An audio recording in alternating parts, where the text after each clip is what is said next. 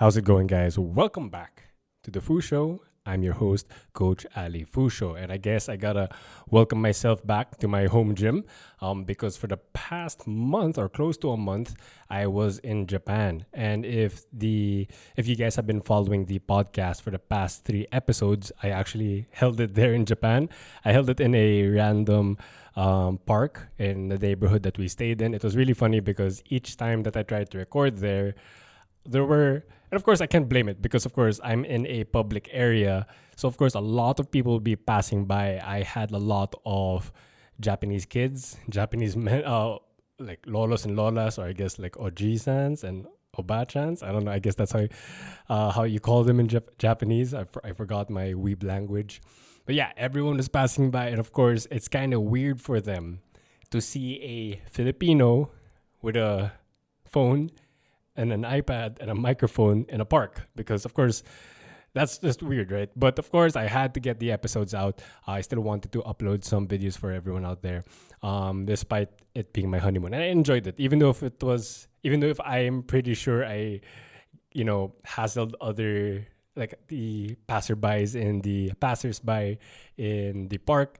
It was still fun overall, I guess, a good experience. But nonetheless, I'm back here in the Philippines now, and I know I missed last week's episode, and I had a valid reason why. So I came back Sunday morning, 6 a.m. I got back here in my house 6 a.m. Terrible flight experience. I guess I won't go into detail, but nonetheless, I had a terrible flight.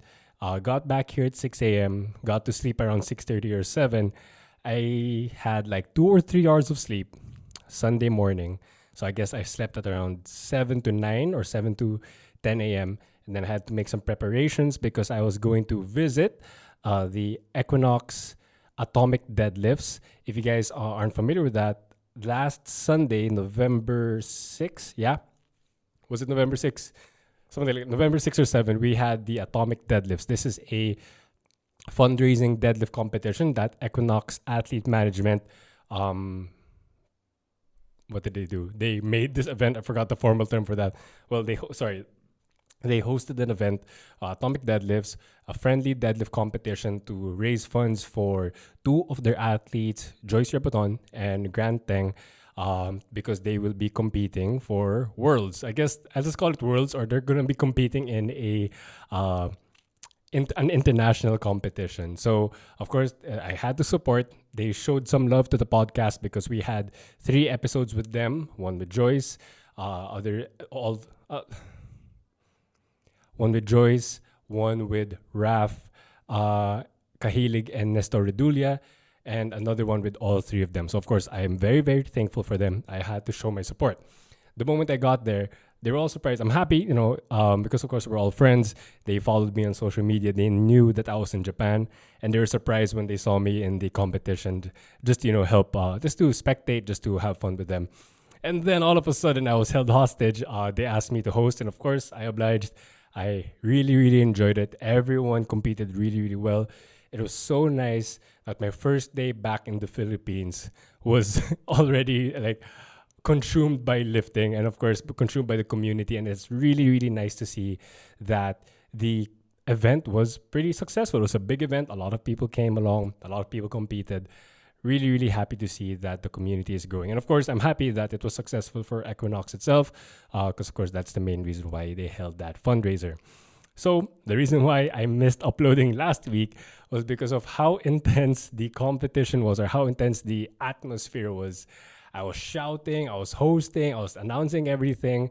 Of course, I had some help. Really thankful to the team Equinox for being there beside me. But anyway, I was shouting like crazy, and anyone that was there, if there's anyone who's watching this right now, and if you guys were at the competition, you'd know that and if you talk to me, my voice was gone.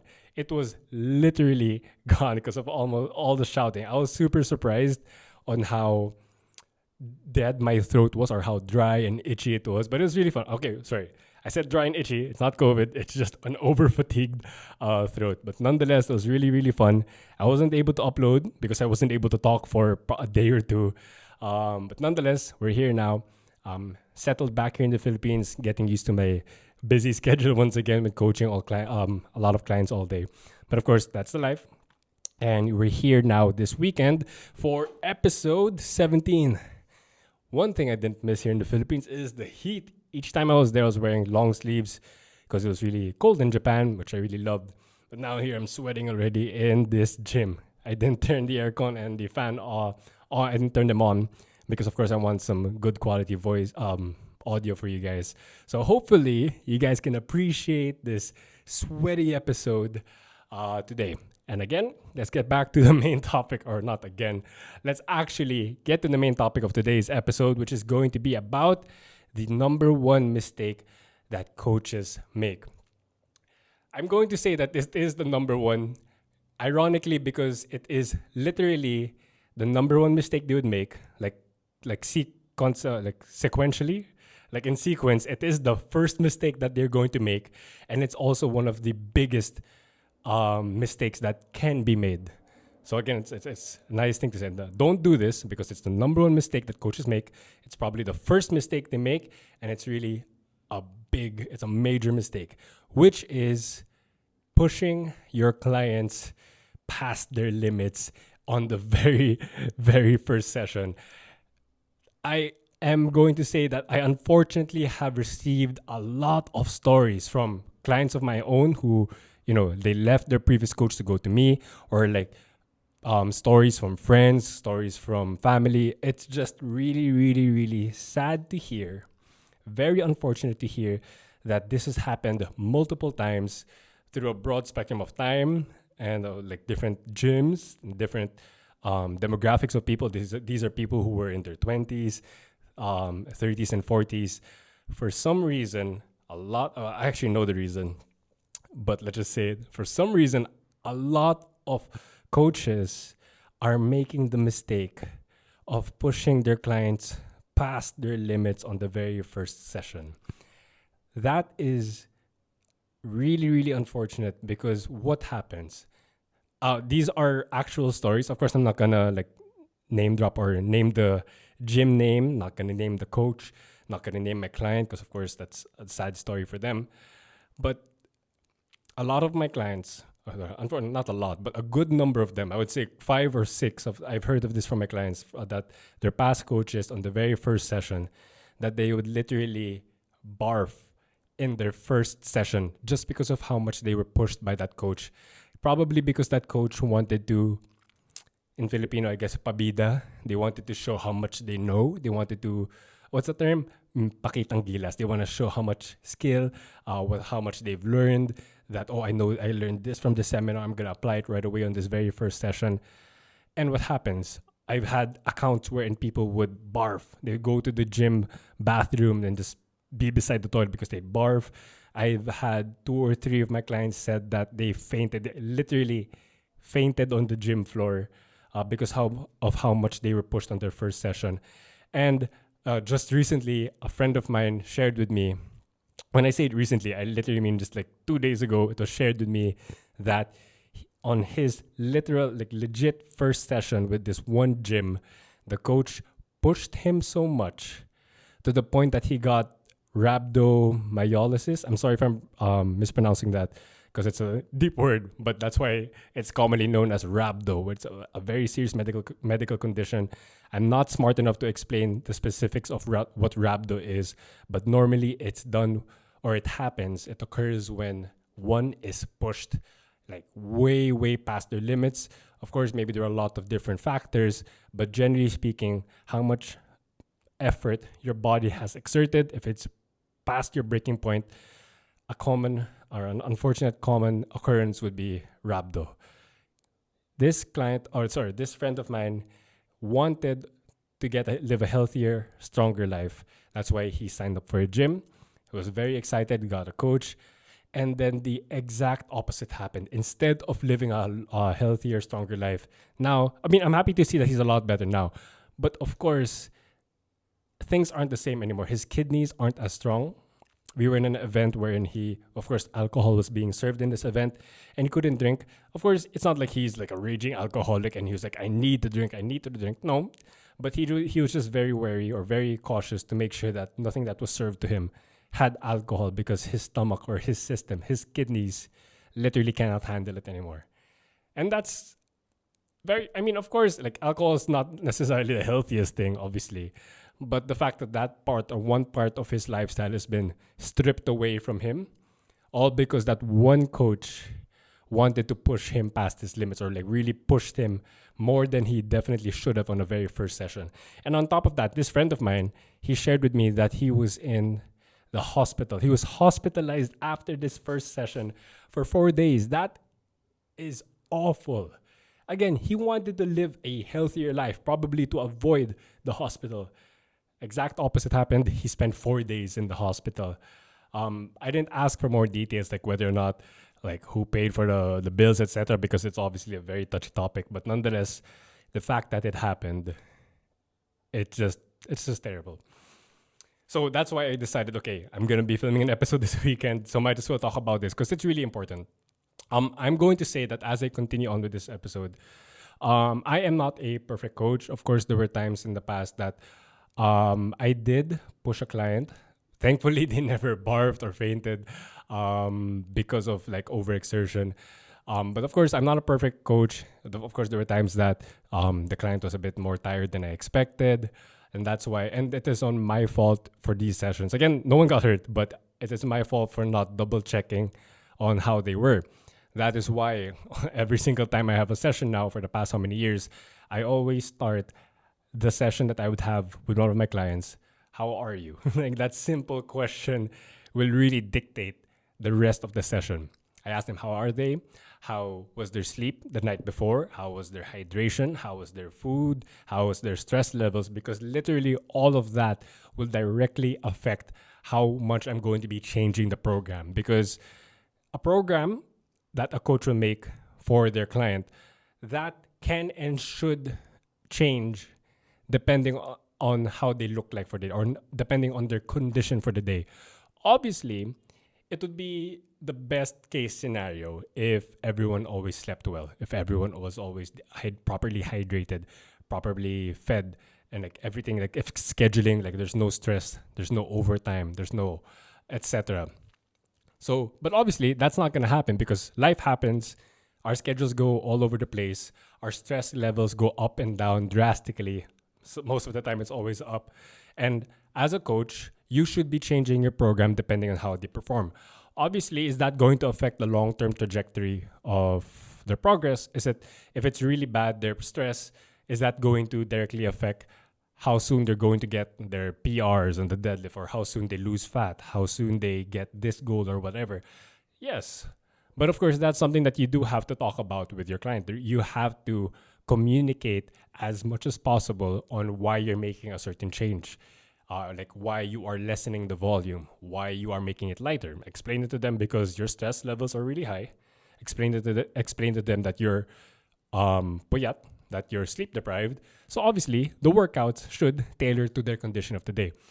And of course, it can work vice versa if everything's really perfect. But of course, this is the rare instance that their coffee was really good that day, their sleep was really good that day. If you feel like they can go like 5% heavier than what you initially planned, then go ahead. But of course, it's up to your choice. It's your choice as a coach to really see if it's something that you should be making them go through in that day. So as a coach, really decide what you think will be best for your client on that day. Might be different on Monday, might be different on Wednesday. Whatever it is, your job is to make them achieve their goals. Their goals aren't to be tired at the end of the workout. Their goals are fat loss or strength gain or endurance or whatever it is. Your job and your goal as their coach is to make them achieve that goal. Does that mean they have to be really, really tired? No. Maybe one example, maybe the end of an 8-week program, maybe at the end of a 3-month program. Sure, that's when you really ramp things up. And maybe at the end of that cycle, that's when they're really fatigued. But the main reason why I want to have this episode is because do not push them, especially in the very first session. And of course, let's take it a step further. Past that first session, does that mean that, in the second session, does that mean that I can push them really, really hard? Of course not. The goal, I would say this applies to every client, whether they be an absolute beginner, whether they be somebody who's performance oriented or aesthetics or like appearances oriented, the goal of the first few sessions, then that can vary for like the first 3 sessions or the first 2 weeks or whatever it is. But the main goal of the first few sessions is for the two of you to get to know each other's rhythm. Of course, I'm just phrasing it that way, to get to know each other's condition, for you as the coach to see, okay, this client can handle, can only handle this until they're fatigued at this point, or this client, doesn't like the overhead press because it makes their shoulders feel weird, or they don't like the squat, or they can't squat with this stance, etc. The job or the main objective that you guys would have in the first few sessions would be to just familiarize yourself with the actual individual that you're coaching. As a client, as a coach, get to know the client and all their individualities. Then, of course, the client, their job is to really just get used to it and get to learn all of the exercises that you'll be making them do. So it's all about learning each other, the client learning the movements, not necessarily being pushed past their limits. All right. So I know that I really wanted to make this episode just in case a coach randomly comes across this in Spotify or in YouTube, because if this episode can save a client from barfing, from fainting, from getting hospitalized, then that would be amazing. Because that's the main goal of me actually making this podcast. It's not for fame or for whatever. I know that based on the statistics that I've been getting, the analytics from these episodes, I'm super duper overwhelmed that we've been getting, or the show has been getting an average of 50 to 60. Actually, no. Recently, because I checked the analytics, because I want to know those stuff. On average, we've been getting around 80 to 90 streams per episode, and to me that's amazing, because this is such a niche podcast, Filipino personal training or Filipino gym culture. Unlike a lot of the bigger fitness podcasts, where majority of them, if not all of them, are based in like Western countries, primarily the States. I personally am not that familiar with a lot of the local podcast scene. And in my circle or in my sphere, I haven't seen a lot of Filipino fitness podcasts. So, of course, that's why I wanted to start this, to help people learn. Again, I'm going to say this. I know it might be a bit of a turnoff. I'll say it. I'm not the best coach in the world, but I believe that I have a lot to say on the matter. I've learned, and the reason why I love the podcast format is because there are a lot of podcasts that I've definitely learned a lot from. And I think I've named them already in the past, but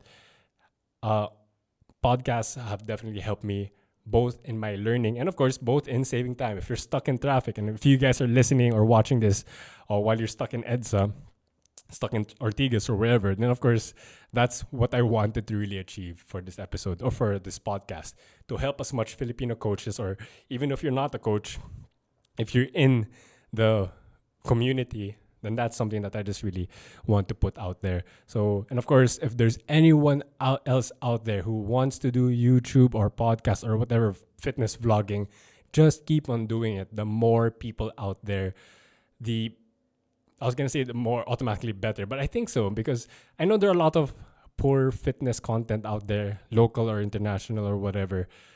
But the fact that there's still information that's going to be discussed, that's something that's important, because it's all about communication. It's all about the discussion on what can be better. And that is exactly why I wanted to discuss in this episode the number one mistake that personal trainers make. And hopefully, if you're a personal trainer, and if you're a client who will be getting their very first session, please watch out for these things. If you're the coach, don't make them overwork themselves. Make them learn. And if you're a client, try to really communicate and ask the coach, why are we doing this? Or what are we? How much are we doing it of? How long am I resting? The more you know as a client, the more you know on what's gonna happen with your program, the better the trajectory of your progress will actually be. The more you communicate, both client and coach, the better the outcome will be.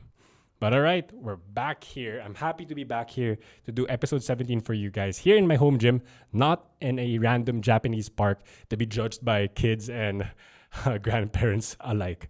But anyway, I'll see you guys next week for episode 18. See ya.